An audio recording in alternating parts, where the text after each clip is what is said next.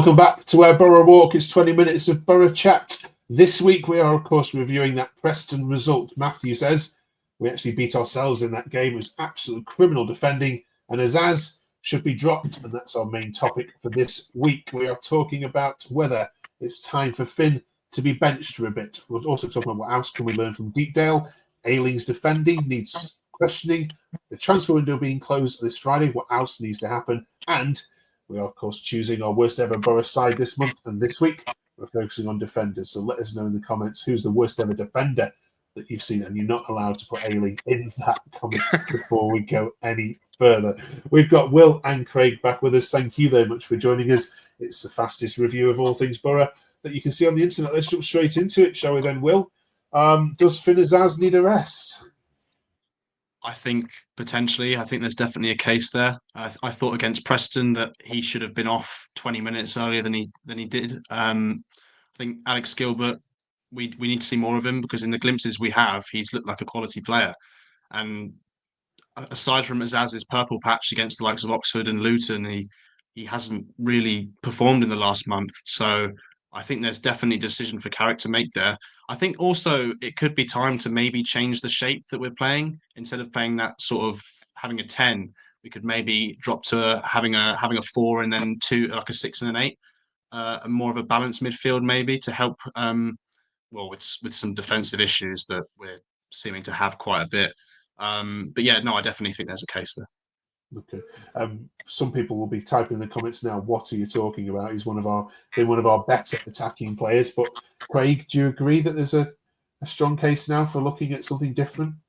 Yeah, I think you can bank on the same players to provide week in and week out. And he's been now one of our most creative players this season. But like Will's just said, you need a different option. Hopefully with Giles coming in on the left side, I think that'll balance the team a little bit. And it'll give us a different attacking dimension. But and obviously Whittaker as well coming in. I think there's some free changes there which can take us out the firing line if he's not having a great game. Okay, I'll get your views on Whittaker and Giles in a minute, because questionable attitudes from both shown in the last 7 days. We'll get your views on that in a second. But let's focus still on that Preston. Were Preston the better side, Will, or were you actually? I mean, Ayling's defensive lapses aside, were you actually the better side for most of it? I thought we were. I thought in the first 20 minutes we started really well and made a couple of chances and probably should have put 1 or 2 away. And then the momentum we had at the start of the second half was incredible. After we scored the equaliser, it was just constant Borough, up until the defensive mistake. And so we've been saying it for so many months, haven't we, that Borough need to take their chances in order to win games and manage games. But yeah, I thought Preston were okay. It's clear to see why they're sort of mid-table-ish, a bit below. But yeah, Borough just sort of self-destructed in the last 15 minutes. Yeah, shame that, because the hard work against West Brom on Tuesday night, Craig, the game before, was a lot more encouraging, wasn't it? And a clean sheet to boot, which we haven't said too often about Borough. What needs to happen though away from home to keep clean sheets? I think we just need a solid base. We play the same whether we're away or home, and obviously teams can find us out. I mean, the 2 goals on Saturday, we got. I mean, the first one, nobody tracked the runner. He ran from halfway inside his own half, and nobody tracked him.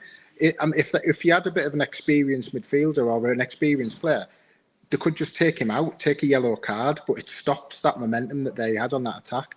And then the second goal was, I mean, I've said this for a few weeks about the steel in the team. If you've got a defender, I mean, I can't fault Ayling's commitment or Rav's, but when that ball dropped and it looked like they touched heads, they're both bending over, looking at the knees, and you're thinking, no, like, clear the ball, sort your line, and then if you need attention, you sort attention. None of them needed medical attention after the goal. Before the kickoff, the physio didn't have to come on for either of them. And it's what I've been saying for a few weeks about where's that kind of gritty, steely, like, we just defend with your life first, and then we can play our football. But, yeah. I think, sorry, just to add on that, I think if Ayling needs to use his intelligence, and Rab, if they both actually had head injuries, just go down holding your head. The liner will see it, the ref might see it, and it gives something for the Borough players to protest if Preston do still score. But yeah, it's just something. Now, it's called. Well, yeah, not cheating, is it? But yeah, gamesmanship. I mean, I look. I know Lattinglath went off injured, but I looked at the starting lineup on Saturday and thought there's more than enough here. More than enough here, Will, to put Preston to the sword. I know we're looking at injuries and to key players, but we ask this every week, and I'm bored of asking it. But is there still a mentality issue? I think it is, absolutely. I think, and it has to start from the top. And Carrick he appears he's too calm, and we've said it so many times. He's too cool. His presence, his character is to remain calm and have a cool head, but sometimes maybe that reflects too much onto the pitch. The likes of Morris in that before Preston's goal, just like calmly, just trying to pass it back to the defender. Just get rid of the ball. Just clear your lines. Get up the pitch, and you don't concede there. I think that we touched on it as the number of passes he missed to Doak, and I started feeling a bit sorry for Doak because he was making the right runs down the line, and you've got Ayling behind him who can't catch up, and Azaz who can't play to his feet. So yeah. Okay. All right, we'll leave Preston there aside. The next one, of course, is live on ITV, and it's Sunderland, Craig. Clear this up, because I know ITV will be calling it a derby. Is it a derby? I suppose. Yeah, I suppose. Tanweer. Yeah. They all say it's not. The Mackhams always say it's not a derby. We're not bothered about them. But if you ever look on Twitter or X, as it's called now, if you ever look on that, they hate us, and if they get one over on us, they're lauding it and they're giving it the big one. So they might not say it's not, but it still has that rivalry, that local northeast aggression as well, and it'll be a great atmosphere. I think it's the type. To be honest, it's the type of game we need. Just something where there's no excuses, nowhere to hide, and the players need to come out and they need to put a good performance on. And we have been doing well against the better teams. So, and obviously they are above us in the league, so they would be classed as kind of that, I suppose. The reverse fixture, this saw the cheekiest first rig goal you'll ever see, of course, at the Stadium of Light. Well, where does Sunderland rank if I asked you to, rank all the teams you dislike and fan bases you dislike? Are they right at the top, or is Leeds in there? Walk us through it. I think Craig's hit the nail on the head. I think that when Boro do get one over them, or Sunderland get one over us, there is definitely something there. There's sort of a teasing and trying to get at each other, trying to bite. I think it's not your traditional derby, of course. It's not like a Sunderland Newcastle, but dislike Sunderland, dislike Leeds. Leeds probably just does edge it because of they're just Leeds. They're simple as that. You need no more explanation than that. Before we get to that game, of course, the transfer window slams shut on Middlesbrough and all the 23 clubs this week. Of course, big business, the biggest business so far done by any club is £8 million spent on Morgan Whittaker from Plymouth. Sammy Silvera has gone to Blackpool, of course, on loan as well. Let's have a chat about that particular transfer, Craig. Is £8 million too much for a player that hasn't been prolific this season?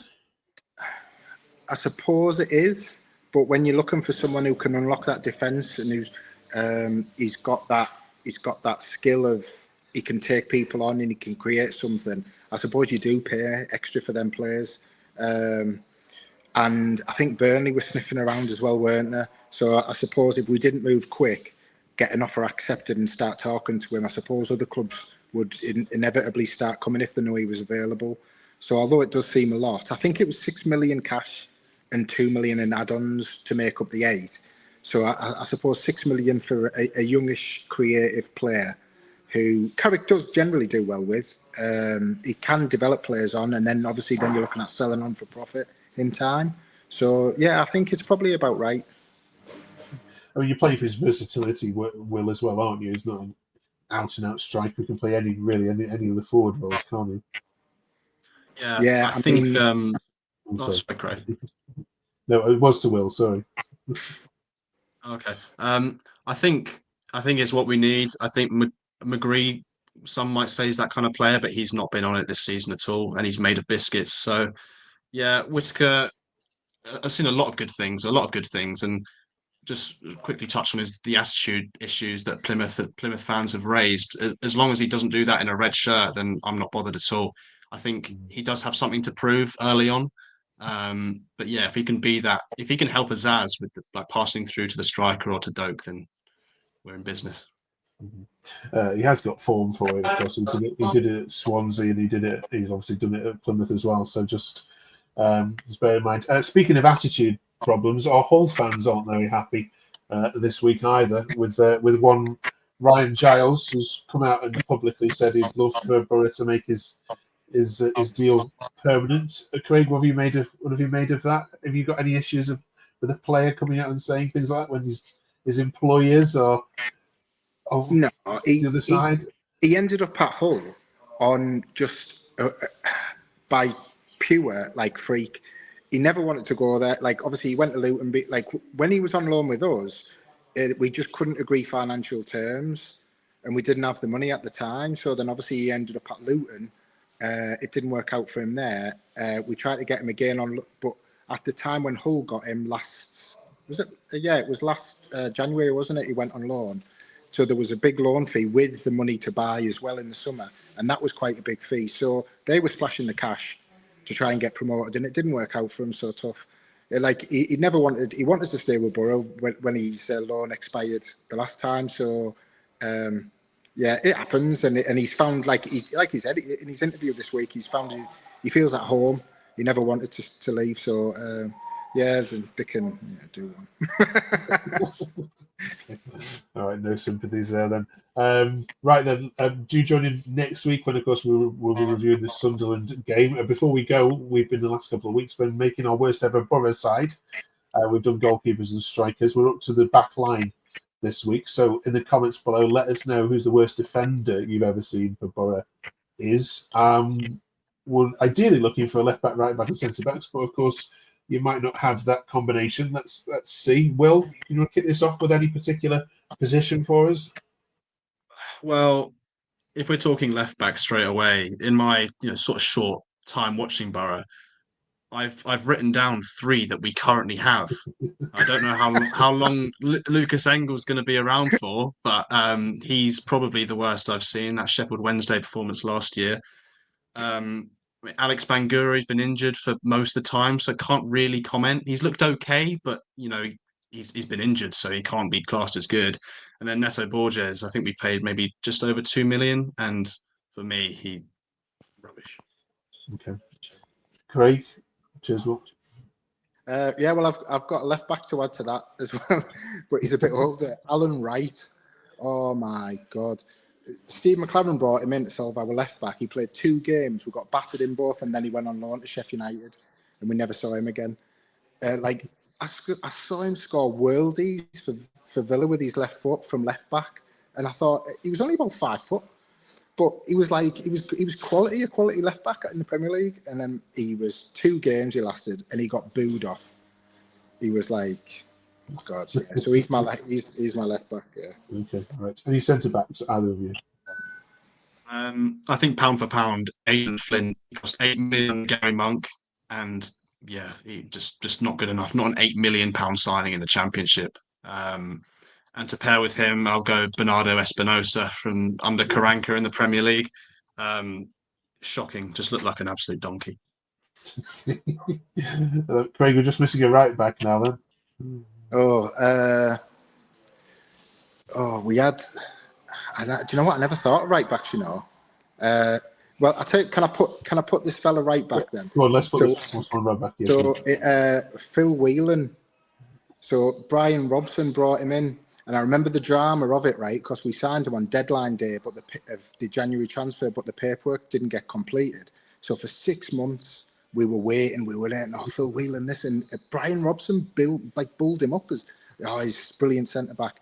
And I remember his debut. He ran down the wing about 60 yards, and I thought, hey, and then he done this toe bop, and it went in like the back row of the north stand. I was sat in the south stand and I could hear it, like, boop, and it just went. And I think he popped the ball like from his toe bun.